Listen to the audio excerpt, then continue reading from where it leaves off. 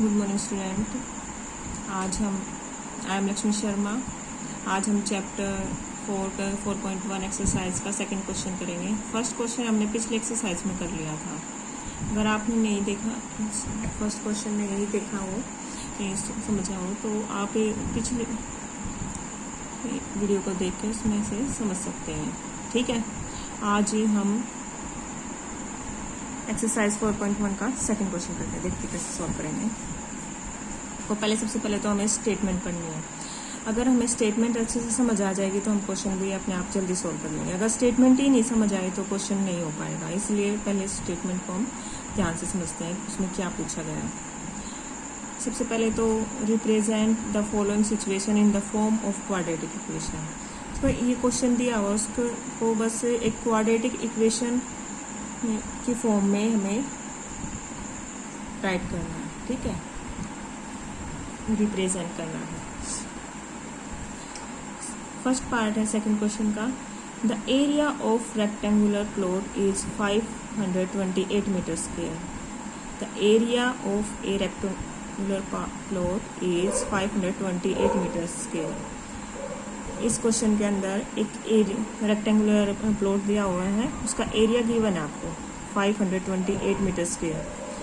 The length of the plot, जो plot की length है इन मीटर्स में गिवन है, is 1 more than twice its breadth. जो इसकी लेंथ है वो ब्रेथ से ट्वाइस प्लस 1 है। ठीक है, इसमें क्या बोल रहा है कि जो उसकी लेंथ है ना वो उसकी ब्रेथ से दुगनी है और उसके अंदर एक और ऐड कर दो। We need to find the length and breadth of the plot. हमें किस चीज़ की आवश्यकता है? लेंथ और ब्रेथ की आवश्यकता है। ठीक है, हमें क्या करना है? ओनली क्वाड्रेटिक इक्वेशन ही रिप्रेजेंट करनी है, न कि सॉल्यूशन का लेंथ और ब्रेथ फाइंड करनी है। ठीक है, अब देखते हैं हम कैसे करेंगे। सबसे पहले हमें जो गिवन है वो लिखेंगे।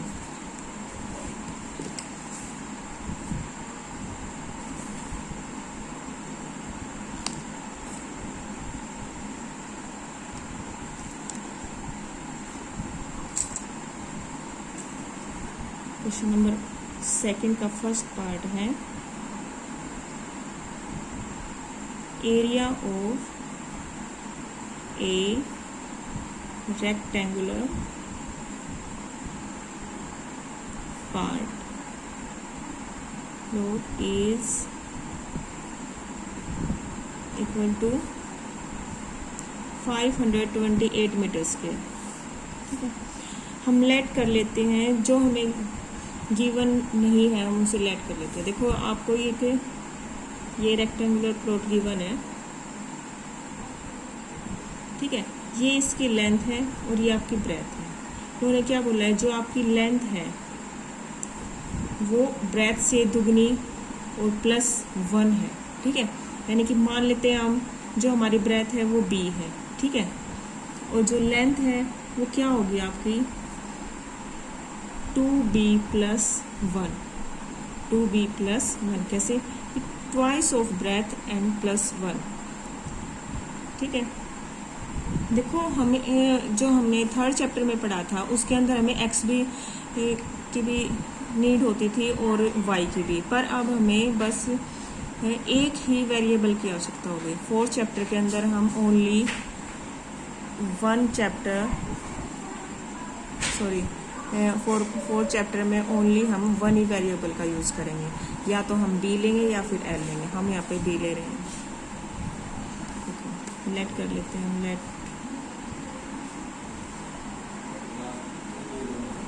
Breath of the plot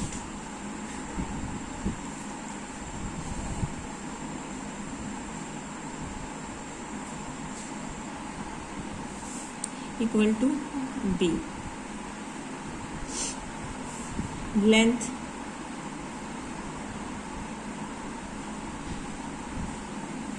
length of the plot b 2b plus 1 metre.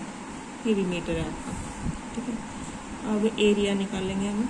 Area क्या होता है हमारा? Length into breadth. लेंथ क्या है आपकी? 2b plus 1 into breadth b। और आपको एरिया गिवन है 528 मीटर स्क्वेयर। तो हम इसको इसके इक्वल लिख लेंगे, यहाँ पे लिखेंगे हम 2b + 1 × b = 528,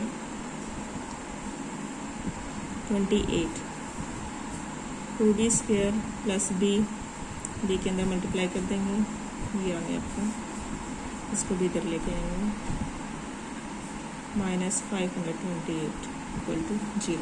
तो यहाँ पे प्लस का था, इधर आके हमारा माइनस का होगा। यही आपका आंसर है, क्योंकि हमें बस इक्वेशन ही रिप्रेजेंट करनी थी, आप आगे सॉल्यूशन नहीं करना। यहीं तक आपका आंसर है। अब देखते हैं सेकंड पार्ट।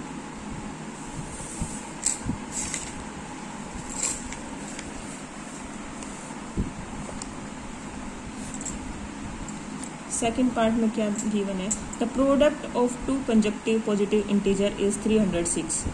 आपको 2 पॉजिटिव कंजक्टिव 2 लगातार धनात्मक पूर्णांक दिए हुए हैं, ठीक है। The product of 2 conjunctive positive integer is 306। आपके पास 2 लगातार नंबर दिए हुए हैं जिनका गुणनफल या प्रोडक्ट इक्वल है 306। We need to find the integer.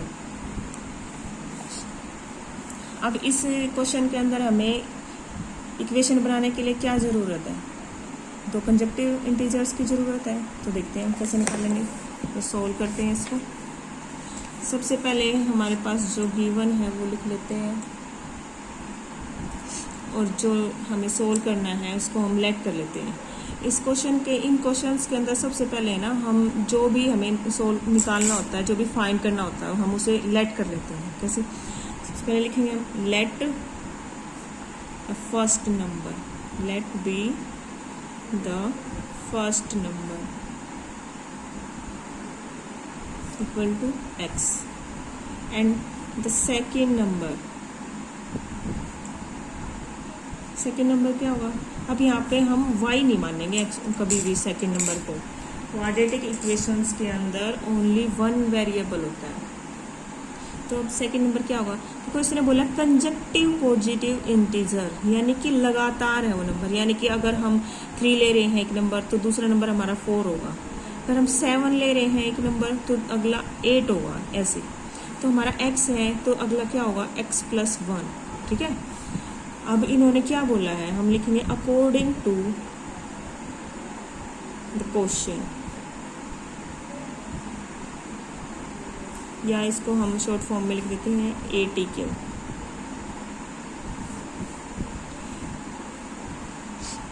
क्या गिवन है इसके अंदर, द प्रोडक्ट, दोनों के प्रोडक्ट, यानी कि x × x + 1 इक्वल टू क्या है 306। अब ये x की मल्टीप्लाई करेंगे, x² + x = 306। 306 को इक्वल के इस तरफ ले आएंगे, ये माइनस का हो जाएगा और इक्वल टू 0। ये हमारी इक्वेशन, ये हमें सोल्व करना था, ठीक है। अब थर्ड पार्ट, अब हम इस क्वेश्चन का थर्ड पार्ट सोल्व करेंगे। देखिए स्टेटमेंट क्या है इसकी, Rohan's mother is 26 years old than him. Rohan's mother is 26 years older than him. The product of their age in years 3 years from now will be 360. We would like to find Rohan's present age.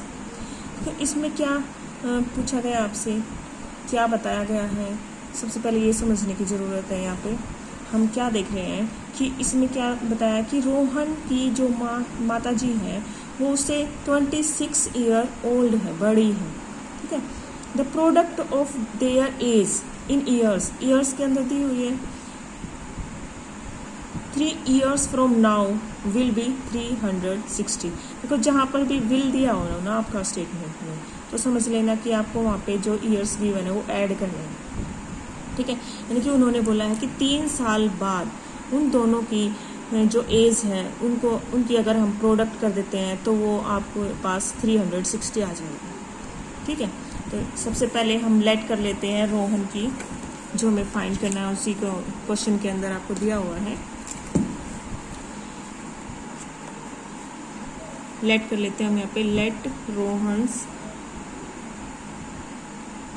Present as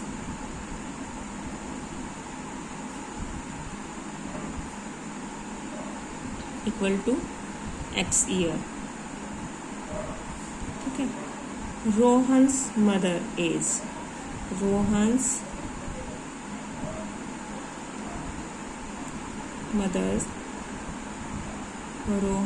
mother's present age equal to x plus 26 year. देखो question के अंदर given है आपको कि उसकी जो माता जी है वो उससे 26 ईयर ओल्डर है, ठीक है। तो हम यहाँ पे एक्स के अंदर यानी कि रोहन की एज के अंदर 26 ऐड कर देते हैं तो उसकी माता की एज आ जाएगी। अब इन्होंने बोला कि the product of their age in years 3 years from now will be 360, यानी कि हम सबसे पहले यहाँ लिखेंगे according to question, according to question. सबसे पहले हम इन दोनों की एज में 3 years ऐड कर देंगे, ठीक है। अब इन दोनों की एज का प्रोडक्ट इक्वल है 360 है ये, 360 है। देखो इन्होंने क्या बोला है कि अगर उनकी एज के अंदर अगर 3 years ऐड कर देते हैं और उनकी एज का प्रोडक्ट फाइंड करते हैं तो वो 360 आता है, ठीक है। कोई लाइन लिखी है हमने, बस यहाँ पे क्या किया है, हमने रोहन की एज में 3 ऐड किया है और उसकी मम्मी की एज में 3 ऐड किया है और उन दोनों की एज की का प्रोडक्ट किया है, वो इक्वल टू 360 लिखा है। अब हमें इन ब्रैकेट्स को सोल्व करेंगे, x plus 3 into x plus 29 equal to 360। अब इन ब्रैकेट्स के आप मल्टीप्लाई करेंगे, x square plus 29x plus 3x plus अब 29 और हम 3 इसकी मल्टीप्लाई करेंगे, 29 इंटू 3, 3 9 27, 3 2 6 2 87 इक्वल टू 360। अब एक्स स्क्वायर प्लस इन दोनों को ऐड करेंगे 32x प्लस 87 माइनस 360 को हम इक्वल के साइड लेंगे, x square plus 320x plus minus करेंगे हम, तो यहाँ पे माइनस का ही आएगा क्योंकि 360 हमारा बड़ा है 87 से। तो अब हम इसमें से 87 माइनस करेंगे तो ये आपका आएगा 3, 15 में से 8 में आपका 7, 273 इक्वल टू 0। ये आपकी इक्वेशन आ गई। अब आपका लास्ट पार्ट है इस क्वेश्चन का, इसमें क्या गिवन है आपको,